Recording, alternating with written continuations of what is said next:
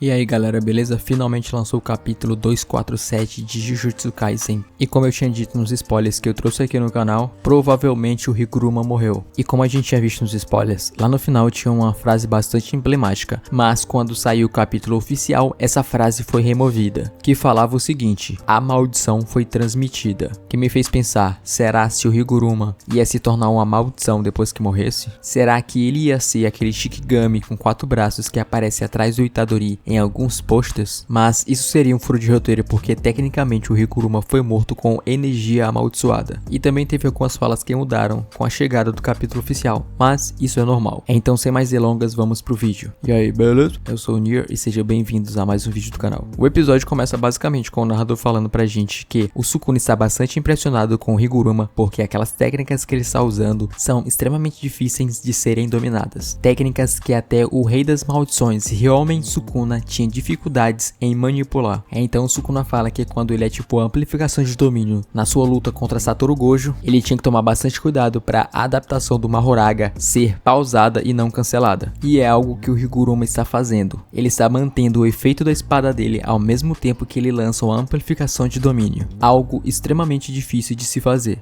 E por isso o Higuruma é capaz de usar técnicas amaldiçoadas no mesmo nível que Ryomen Sukuna. Por isso foi falado pra gente em capítulos anteriores que o Higuruma se igualou a Satoru Gojo em questão de habilidade. E com essa percepção do Sukuna do que está acontecendo ali na sua frente, ele pronuncia o nome do Higuruma, dando a entender que ele quer lembrar do nome daquele feiticeiro que está lutando contra ele, porque ele sabe que se fosse um feiticeiro com mais experiência, ele estaria dando muito mais trabalho pro Sukuna. E mesmo depois de apenas 2 meses depois de despertar como feiticeiro, ele chegou a um nível de poder avassalador, e ele consegue enxergar o potencial que o Higuruma tem, e ao mesmo tempo o grau de periculosidade que aquele feiticeiro representa pra ele. E se ele continuar brincando com o Higuruma e o Itadori, aquilo vai dar ruim pra ele, porque a evolução que aqueles dois tinham tido em um período muito curto de tempo era excepcional. Então o Sukuna lança vários ataques de costa na direção do Higuruma, destruindo todo aquele local. E depois que o Sukuna lança esses golpes, o Higuruma tenta diminuir a distância entre eles, e nisso cai alguns destroços na frente dele. E esses destroços são meio estranhos porque eles estão cortados certinhos em blocos, como se fosse um ataque do Sukuna para distrair o Higuruma. E aproveitando essa hesitação do Higuruma, o Sukuna aparece atrás dele, mas o Itadori consegue impedir ele de efetuar algum ataque. Nisso, o Sukuna segura um dos braços de Itadori e lança vários ataques cortantes na barriga dele, quase cortando o corpo dele ao meio. E se não fosse a maestria que o Itadori tem em usar a técnica amaldiçoada reversa, certamente esses golpes seriam fatais. Aí o Sukuna fala pro Itadori que ele tem que entender de uma vez que ele é entediante e o Sukuna não tem nenhum interesse nele. E aqui se inicia uma das maiores confusões que estão fazendo por aí. Se vocês olharem bem, eles estão em cima de uma ponte, e lá de cima o Sukuna arremessa o Itadori, e ele cai bem baixo aonde o Sukuna e o Higuruma estão. E quando o Itadori cai no chão, em cima dele cai vários destroços. Então aqui basicamente é mostrado pra gente que ele está soterrado por destroços embaixo de onde o Sukuna e o Higuruma vão lutar. Então guardem essa informação, por favor, porque ela é extremamente importante para você entender a minha linha de raciocínio. Certo, depois que o Sukuna tirou o Itadori da jogada, o Higuruma está embaixo da ponte. Então ele se aproxima do Sukuna e desfere vários golpes nele, mas por causa de sua velocidade nenhum golpe acerta ele. O Higuruma conseguiu diminuir a distância entre eles dois, mas mesmo assim não conseguiu acertar nenhum golpe no Sukuna, pelo fato do Sukuna ser extremamente rápido. E ao contrário do Higuruma, o Sukuna conseguiu acertar alguns socos nele. E quando o Higuruma ia lançar um golpe mais poderoso nele, chamado Escama Dracônica, ele acaba desviando e se distanciando do Higuruma. Nisso, o Sukuna lança um Desmantelar, mas antes de lançar o Desmantelar, ele fala algumas palavras para aumentar o poder daquele ataque. Esse ataque acerta o Higuruma em cheio e ele perde o seu braço direito, e olhando com um olhar de desprezo e superioridade, o Sukuna pede para ele se curar. Pergunta se aquilo é tudo que ele tem.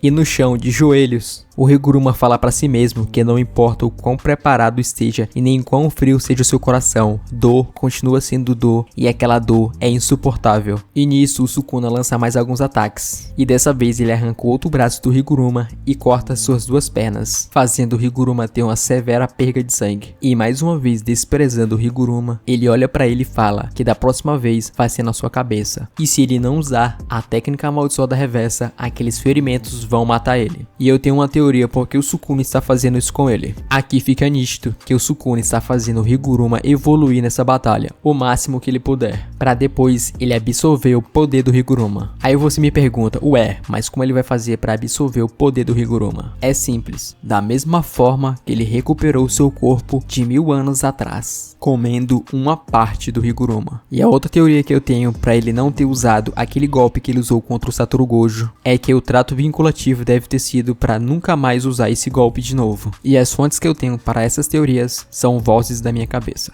Confia. E depois dessa humilhação que o Higuruma sofreu pelo Ryomen Sukuna, ele lembra da conversa que ele teve com o Itadori, aonde ele falava que depois que ele terminar o seu dever ali, ele achava que ele deveria morrer, pois os crimes que ele cometeu não são dignos de perdão, porque diferente do Itadori, que estava sendo controlado pelo Ryomen Sukuna, as coisas que ele tinha feito tinham sido por vontade própria. E aqui volta aquela linha de raciocínio que eu tinha falado pra vocês. É lançado um ataque de longa distância no Sukuna, e aquele ataque é o sangue perfurante, e é falado pra gente que essa técnica é do Choso, e as palavras do Sukuna são o seguinte: como ele é teimoso. E como eu falei nos spoilers, aqui fica claro que o Choso está vivo, ou o Norito Chikamo mudou de ideia e resolveu entrar na batalha, porque se vocês olharem bem, no momento em que aparece o ataque se aproximando do Sukuna, dá pra ver que ele está bem acima do local onde o Itadori estava soterrado pelos escombros, e não faz sentido nenhum o Itadori sair daquele local, se distanciar e lançar um ataque daquele. Até porque se realmente ele tivesse dominado essa técnica, certamente ele não teria a mesma precisão e nem poder que o Choso tinha. E se ele fizesse isso seria uma grande burrice, porque ele teria que usar muito mais sangue e o seu ataque seria muito menos ofensivo. Então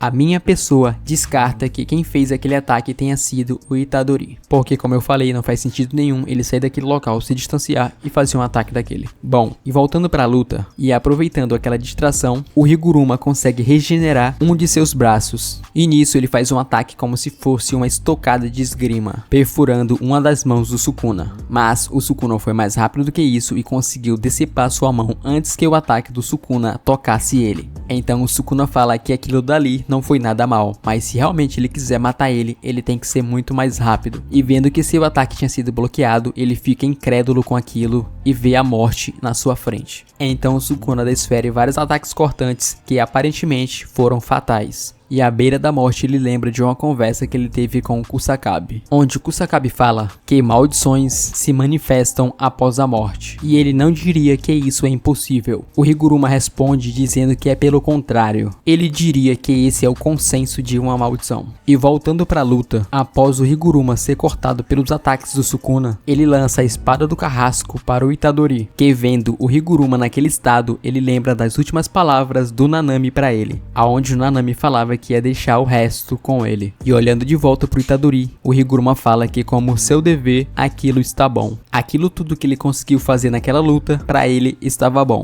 E segurando a espada, o Itadori grita falando que ele é um feiticeiro Jujutsu, e como feiticeiro, o seu dever é matar as maldições. Mas, como eu tinha falado nos spoilers, aqui tem uma pegadinha. O Itadori não crava a espada no Sukuna, ela só aparece bem próxima do corpo dele. E como vocês sabem, do jeito que Jujutsu Kaisen que o roteiro todo, em vez de girar em torno do protagonista, gira em torno do Sukuna, que é o vilão, eu não duvido nada do que no próximo capítulo ele consiga desviar desse golpe. E com isso chegamos ao final de mais um capítulo. Então deixa aí seu comentário, mesmo que for me xingando, não importa, desde que você esteja comentando. Não se esquece de se inscrever no canal, deixar o like, ajuda demais, e de fazer aquele compartilhamento. Por hoje ficamos por aqui, até a próxima, valeu e acabou!